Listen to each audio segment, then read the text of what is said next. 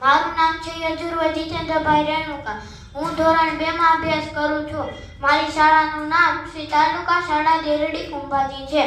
હું આજે તમને રમાલાલ સોનીની એક વાર્તા કહીશ. વાર્તાનું નામ છે બુધા કાકા. એક હતી નદી.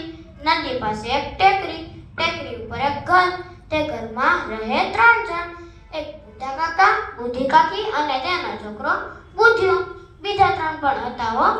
એક બકરો, સસલો અને કુકડો. બાજુમાં એક મોટું જંગલ હતું. જંગલમાંથી એક દિવસ એક વરુ આવે છે. વરુનું નામ શકરવરુ. આવીને બુધા કાકાને કહે કે કાકા, હું એક ગીત ગાઉં. કાકા કહે ગાને. એટલે વરુ ગીત ગાય છે. નીચે નદી વહે છે, ઉપર બુદ્ધો રહે છે. બુદ્ધો નદીએ જાય છે, ડૂબકી મારીને નાય છે, પછી પેટ ભરીને ખાય છે. અહીંયા વરુ બાપડો ભૂખ્યા પેટે ગાય છે. પછી વરુ બોલ્યો કે બુધા કાકા, આમાં તમને કઈ સમજાય છે? બુધા કાકા કહે સમજાય તો છે, પણ તું ભૂખે મરે એમાં હું શું કરું? પછી વરુ કહે કે તમારી આગળ તમારો બકરો છે, એ મને આપી દો.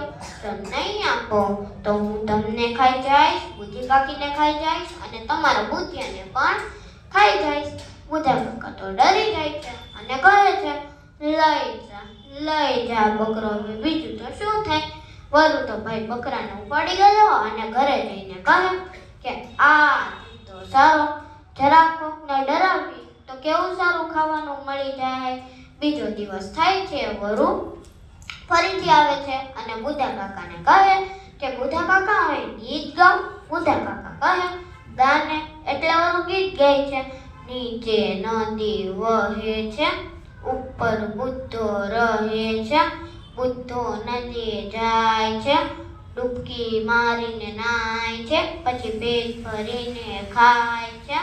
અહીંયા વરુ બાપડો ભૂખ્યા પેટે ગાય છે.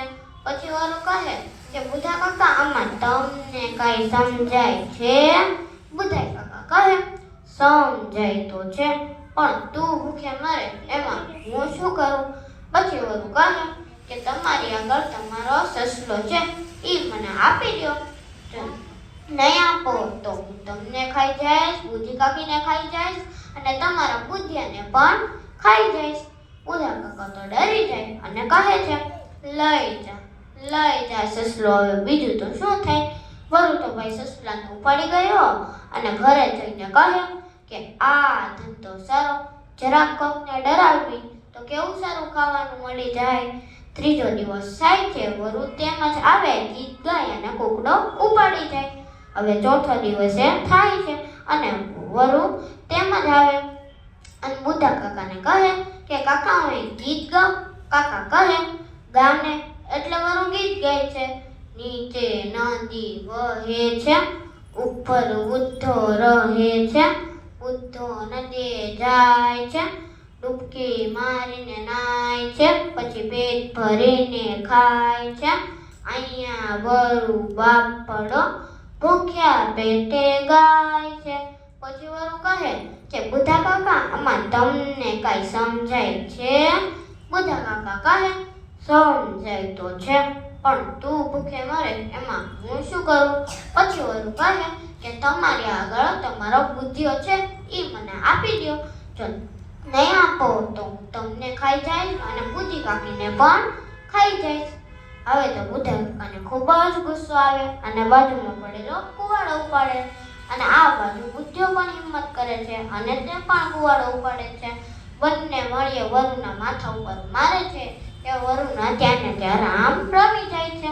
બુધા કાકા કહે કે હાશ, હવે નિરાશ થઈ. જો આપણને કોઈ આમ ડરાવે કે ખોટી સાચી ધમકી આપે તો આપણે ડરવું ન જોઈએ. જો આપણને કોઈ આમ ડરાવે ને આપણે ડરી જાય તો આપણે લૂંટાઈ જ જઈએ ને. પછી તો ત્રણેય ખાધું પીધું ને મોજ મજા કરી. અસ્તુ.